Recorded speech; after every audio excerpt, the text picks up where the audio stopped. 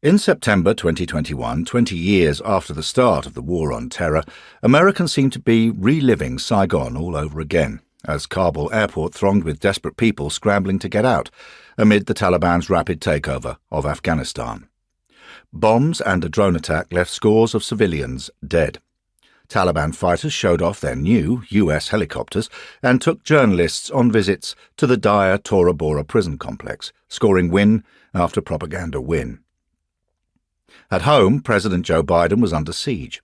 His failure, it seemed, was complete. Yet for all the noise about collapse and Biden's Saigon, failure, as in Vietnam, had been years in the making. Since the occupiers had entered the country in 2001, tens of thousands of Afghans had died, and many more had been driven from their homes, while casualties were adding up for NATO with each passing year.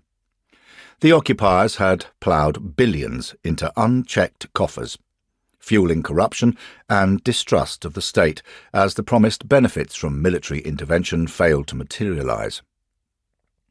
Among the winners were investors in the machinery of the War on Terror, which up until 2021 had cost some $2.3 trillion in the Afghan-Pakistan theatre alone.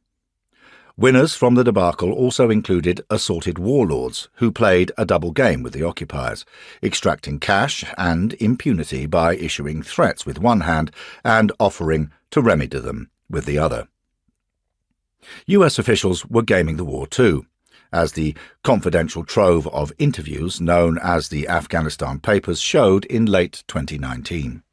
Even the wildest failures to quell the insurgency could, time and again, be presented as a phony success. More funding could always be found, ranging from the oddest projects, such as spending $486 million on cargo planes that were barely used, to the deadliest ones, such as the deployment of inaccurate B-1 bombers at a cost of $300 million apiece.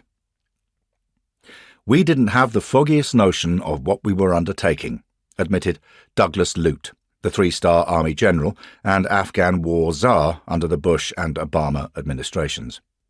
If the American people knew the magnitude of this dysfunction,